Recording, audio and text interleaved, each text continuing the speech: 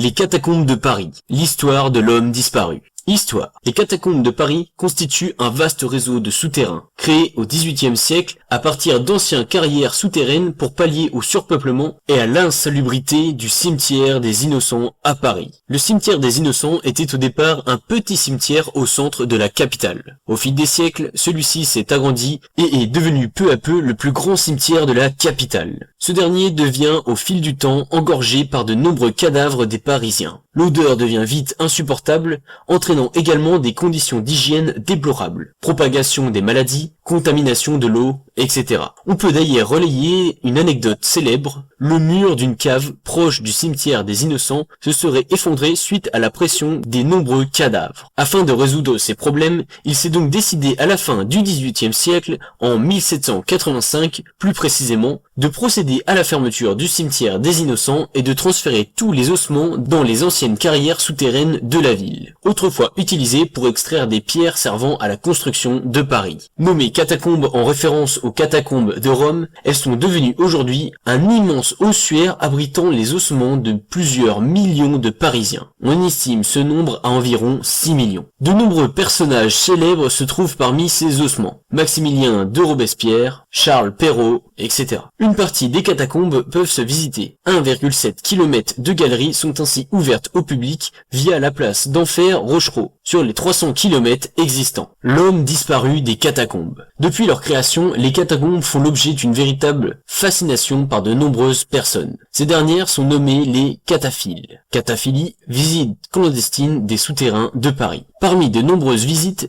certaines ne se sont pas déroulées comme elles auraient dû. Cela est notamment le cas pour une visite qui se serait déroulée dans les années 90. D'où il ne resterait qu'une étrange vidéo. On peut y apercevoir un homme visitant les catacombes tout en se filmant. Au cours de cette vidéo, nous pouvons voir l'homme dans un couloir où se trouvent de nombreux ossements, et semblant effrayé par quelque chose. Il commence à courir, semblant être poursuivi par quelqu'un, quelque chose. Tout à coup, l'homme laisse sa caméra tomber à terre sans chercher par la suite à la récupérer. Les images se terminent ainsi, laissant la caméra tourner dans le vide. Est-ce un montage? Une vidéo démontrant l'expérience des phénomènes paranormaux?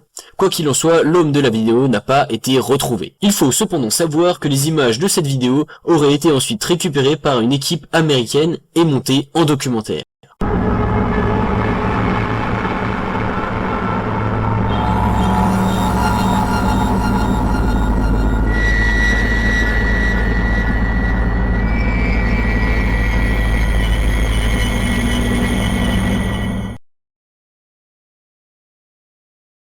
Perhaps to try to decide which way to run among all the many different corridors.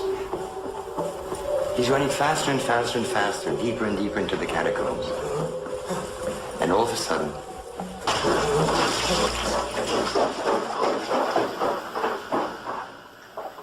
this video camera